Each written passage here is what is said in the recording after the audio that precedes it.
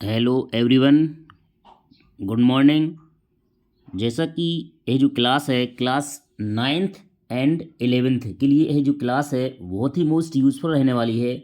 इस क्लास में हम लेकर के आए हैं फिल इन द ब्लैंक्स। समस्त सभी प्रकार के फिल इन द ब्लैंक्स किस प्रकार से पेपर में आगामी एग्जाम में पूछे जाने की संभावना है उनको हम इसमें सॉल्व करवाने वाले हैं। तो ये जो क्लास है annual examination class ninth and 11th जो कि लगभग जो आगे अगले मार्च महीने में पेपर होने वाले हैं, तो आपके लिए जो क्लास है बहुत ही मोस्ट यूज़फुल रहने वाली है। तो आप सभी इस क्लास को पूरा ज़रूर देखें क्योंकि यह क्लास आपके लिए बहुत ही मोस्ट बेनिफिशियल रहने वाली है। तो इसमें हम देखेंगे फिल इन द ब्लैंक्स के रूप में article, some determinants and some conjunction and fill in the blanks, important verb. तो वर्ब के रूप में यहाँ पर हम कुछ सॉल्व करवाने वाले हैं, कुछ very very most important sentence solve करवाने वाले हैं। तो हमारा पूरा वीडियो ज़रूर देखें और यदि वीडियो पसंद आए तो लाइक करें, कमेंट करें और शेयर करें। तो इस प्रकार से पहला सेंटेंस यहाँ पे दिया हुआ है, फर्स्ट सेंटेंस है। तो subject English class 9th to 11th के लिए जो क्लास है बहुत ही मोस्ट यूजफुल रहने वाली है। जो एनुअल एग्जामिनेशन परीक्षा है उसमें फिल इन द ब्लैंक्स के रूप में कौन से सेंटेंस मोस्ट रहने वाले हैं, किस प्रकार के सेंटेंस आने की संभावना रहती है, तो हम सॉल्व करवाने वाले हैं। कैसे आपको प्रैक्टिस करना है, तो यहाँ पे हम सम इम्पोर्टेंट सेंटेंस यहाँ लेकर के आए हैं, तो इनको अपनी नोटबुक में रिटन करें। तो फर्स्ट सेंटेंस यहाँ दिया हुआ है, they study dot dot university. ये महत्वपूर्ण टॉपिक होता है आर्टिकल वाला जो कि हर एक एग्जाम में पूछा जाता है। तो यहाँ पे चूंकि ब्रैकेट में ए एन दा लिखा होगा या लिखा होगा इंसर्ट आर्टिकल, सुटेबल आर्टिकल या करेक्ट आर्टिकल या चूजिंग द आर्टिकल।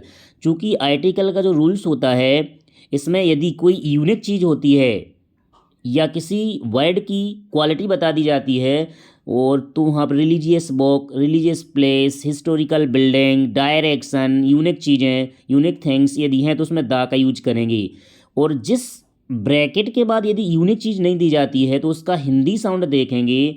और हिंदी साउंड यदि आ से लेके आहा तक का साउंड आता है तो आर्टिकल में जो करेक्ट आंसर रहने वाला है एन। और यदि साउंड का से ज्ञा का आएगा तो आर्टिकल भरा जाएगा ए।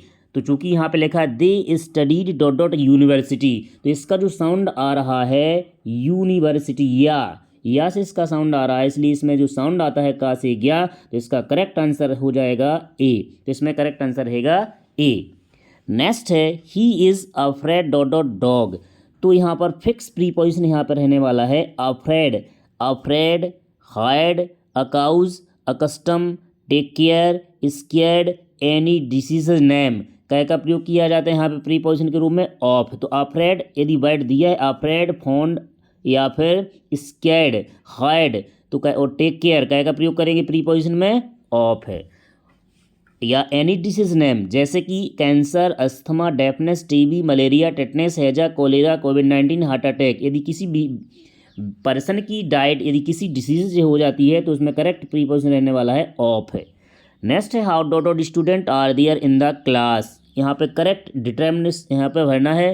तो यहाँ पे है स्टूडेंट्स, चूँकि प्लूरल काउंटेबल नाउन है तो प्लूरल काउंटेबल नाउन के लिए जो डिटर्मिनेंट्स होगा मैनी।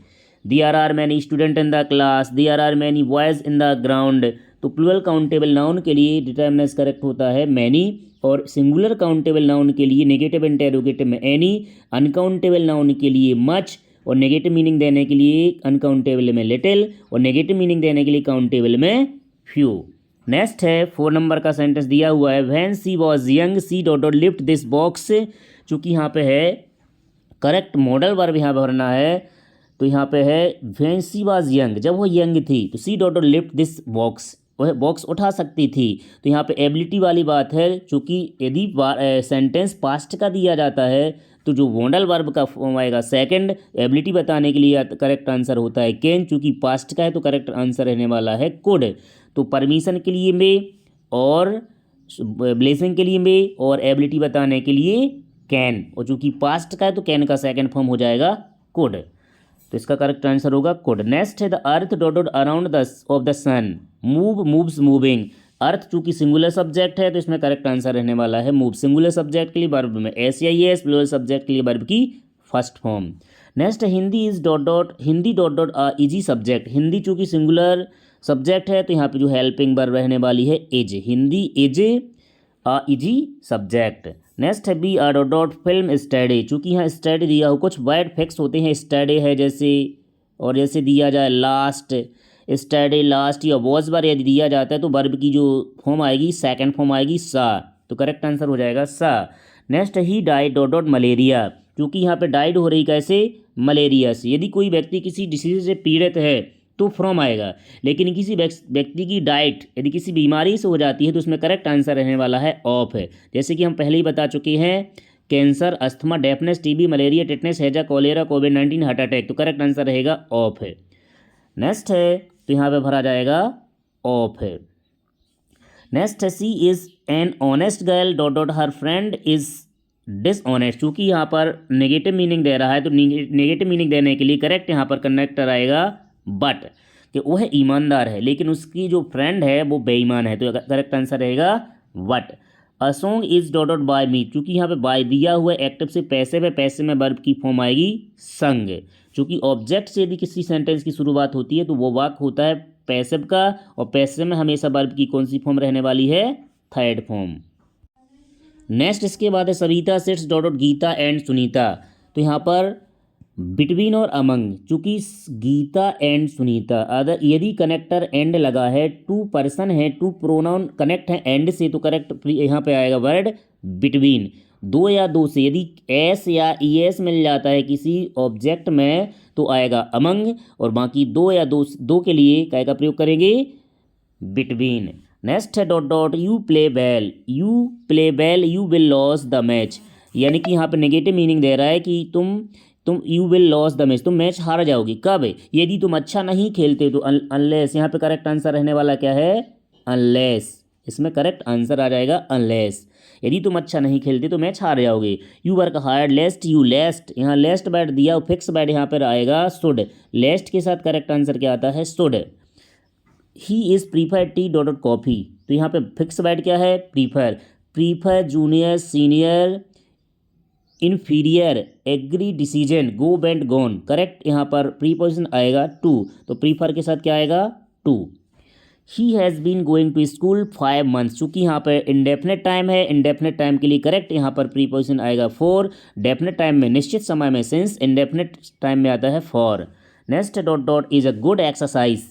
यहाँ पर करेक्ट, यहाँ पर जीरेंड के रूम में यहाँ पर प्रेजेंट पार्टिसिपल वाला फॉर्म आएगा walking is a good exercise, जो कि सब्जेक्ट का काम करता है यहाँ पर। नेक्स्ट यहाँ पर है dot dot God bless you. Blessing के लिए करेक्ट मॉडल वर्ब आने वाला है may I come in, may God bless you, may you live long, may your future bright, तो क्या आएगा मे। यहाँ पे करेक्ट आंसर रहने वाला है मे। नेक्स्ट ही डॉट डॉट हिज वर्क। चूँकि ही सिंगुलर सब्जेक्ट है तो वर्ब में एस या ई एस, तो करेक्ट आंसर रहेगा does. The boy dot dot is taking tea is my friend. चूँकि पर्सन यहाँ पर है तो करेक्ट आंसर रहने वाला है हु। पर्सन के लिए हु, निर्जीव चीज़ों के लिए विच, और प्लेस के लिए वेयर। तो पर्सन के लिए यहाँ पे करेक्ट आएगा WH who. Mona was absent, Mona absent थी dot dot she was ill, क्योंकि वह बीमार थी। तो यहाँ पर reason adverb clause of reason होने पर क्या का प्रयोग करेंगे, बिकॉज। तो Mona was absent because she was ill. इस प्रकार से हमारे फिल इन द ब्लैंक्स आज इस क्लास में कंप्लीट हो जाते हैं। इसके बाद नेक्स्ट क्लास में हम लेके आएंगे very most important do is directed, जिसमें so that, if unless, to as long as, और as no sooner than, not only but also, both and voice and change the sentence. Next class में लेकर के आएंगे, तो हमारी next class का आप सभी इंतजार करें। यदि हमारा वीडियो पसंद आया तो लाइक करें, कमेंट करें, शेयर करें। चैनल को सब्सक्राइब नहीं किया है तो हमारे चैनल को सब्सक्राइब जरूर करें। हमारा जो चैनल है GD राजपूत, हमारे इस चैनल को सब्सक्राइब जरूर करें। Thank you for watching this video all of everyone. Thank you.